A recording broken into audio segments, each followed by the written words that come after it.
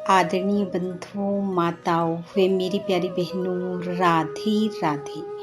आप सभी का हमारे YouTube चैनल जीवन की धारा पर बहुत बहुत स्वागत है। बंधुओं, आज हम इस वीडियो में श्रावण महात्म का 12वां अध्याय सुनेंगे, जिसे सुनने सुनाने से भगवान महादेव व माता पार्वती की कृपा से काम, धंधे, व्यापार, रोजगार में उन्नति होती है। मनुष्य इस लोक के सुखों को भोगकर अंत में शिव लोक को पाता है। कथा महत्तम सुनने के बाद यदि आप हमारे चैनल पर नए हैं तो कृपया हमारे चैनल को सब्सक्राइब करें, बेल आइकन को प्रेस करें ताकि हमारी वीडियो की नोटिफिकेशन सबसे पहले आप तक पहुंचे। वीडियो को शेयर व लाइक भी जरूर करें।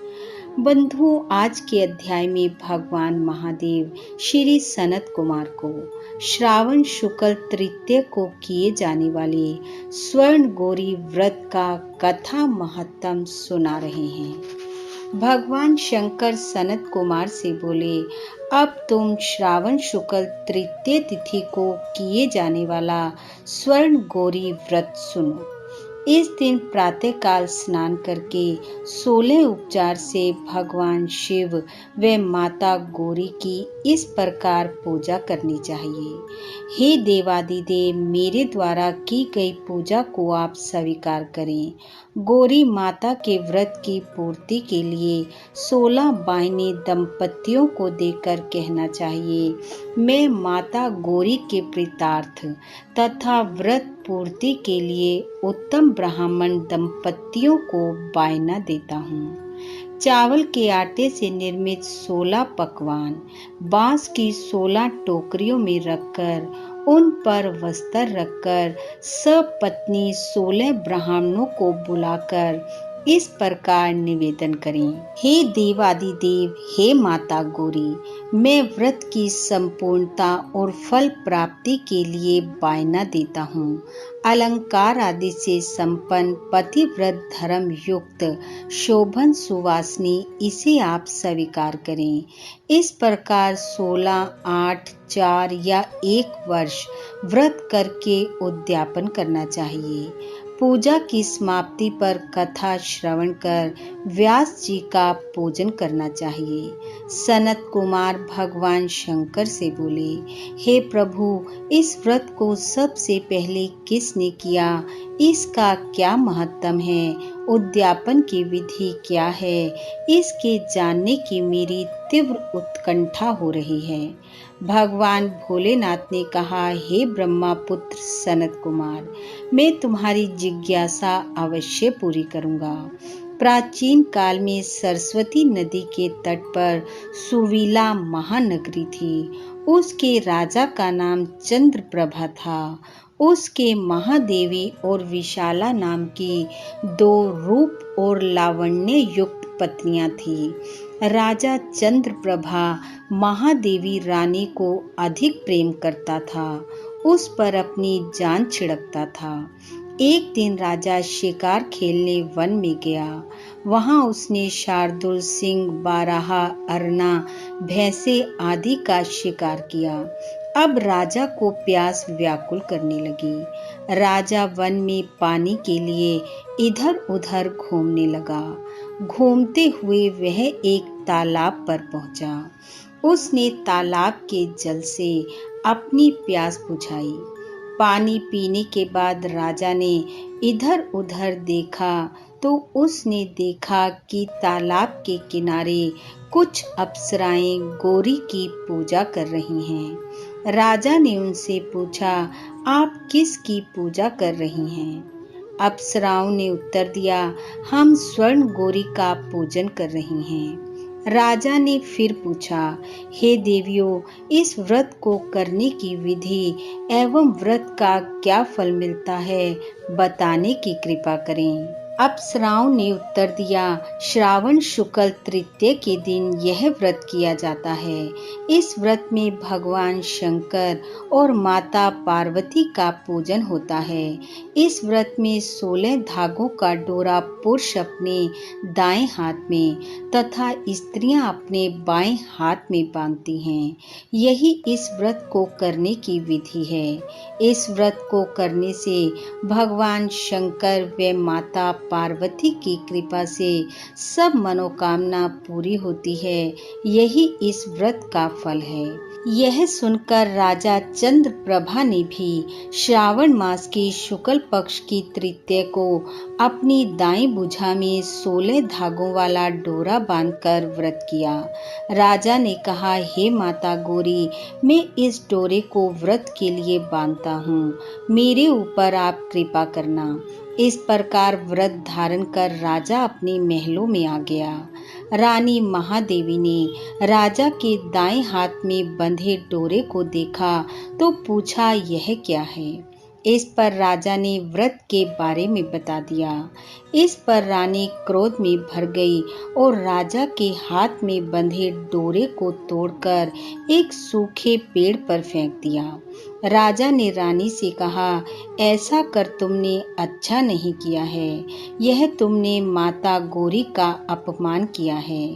इधर राजा की दूसरी रानी ने देखा कि सूखा पेड़ डोरे के प्रभाव से हरा भरा हो गया है। छोटी रानी ने उस डोरे को अपनी बाईं भुजा में बांध लिया।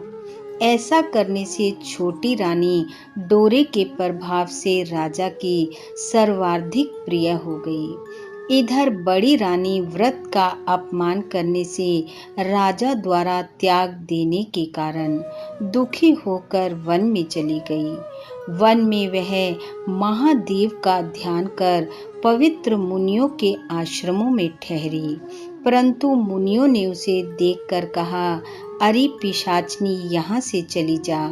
राजा और मुनियों द्वारा तिरस्कृत रानी महादेवी घोर जंगल में घूमती हुई थक कर एक जगह बैठ गई। वह गौरी का स्मरण कर पश्चाताप के आंसू बहाने लगी। रानी को दुखी देखकर देवी को उस पर दया आ गई और उसे दर्शन दिए। रानी ने देवी को दंडवत प्रणाम किया और उनकी स्तुति करने लगी। हे देवी, आपकी जय हो, आपको बारंबार नमस्कार है। हे भक्त वरप्रद, आपकी जय हो। हे मंगले मंगल रूपे, आपकी जय हो। इस प्रकार भक्ति के द्वारा देवी से वर प्राप्त कर बड़ी रानी ने गौरी अर्चन करके व्रत किया। व्रत के प्रभाव से राजा बड़ी रानी महादेवी को वनों से महलों में ले आया। देवी के प्रसाद से राजा तथा उसकी दोनों रानियों की सब इच्छाएं पूर्ण हुई। दोनों रानियों सहित राजा संपूर्ण राज्य का उपभोग कर समृद्धशाली हो गया। अंत में राजा वे दोनों रानियां देह त्याग कर शिव लोक चली गई। भगवान शिव बोले, हे तात, जो शोभना पार्वती का व्रत करता है वह मेरा तथा पार्वती का अत्यंत प्रिय प्राणी हो जाता है। इस लोक में सुख सुविधा भोग कर और अपने शत्रुओं पर विजय प्राप्त करके अंत में मेरे लोक को चला आता है। अब मैं तुम्हें इस व्रत की उद्यापन विधि बताता हूँ। शुभ तिथि, शुभ वार, चंद्र बल, तारा बल हो जाने पर मंडप में अष्टदल कमल के ऊपर धान्य, उसके ऊपर घट स्थापित करें। उस घट पर 16 पल का बना तांबे का पूर्ण पात्र रखना चाहिए। उस पूर्ण पात्र में तिल भरकर उसके ऊपर पार्वती तथा भगवान शंकर की प्रतिमा रखनी चाहिए। इसके ऊपर 2 श्वेत कपड़े और श्वेत रंग का यज्ञोपवीत रखा जाता है। विधि पूर्वक वेद मंत्रों से पूजन कराकर रात में जागरण करना चाहिए। अगले दिन प्रातः काल पूजन करके हवन करें। पहले ग्रह होम फिर आधान होम करना चाहिए। जो मिश्रित तिल को घी में मिलाकर 1000 या 100 प्रधान आहुतियाँ देनी चाहिए। इसके बाद वस्त्र, अलंकार, धेनु आदि से आचार्य की पूजा करनी चाहिए। 16 बायने निकालकर ब्राह्मणों को देनी चाहिए और उन्हें भोजन कराना चाहिए तथा भोजन उपरांत दक्षिणा भी देनी चाहिए।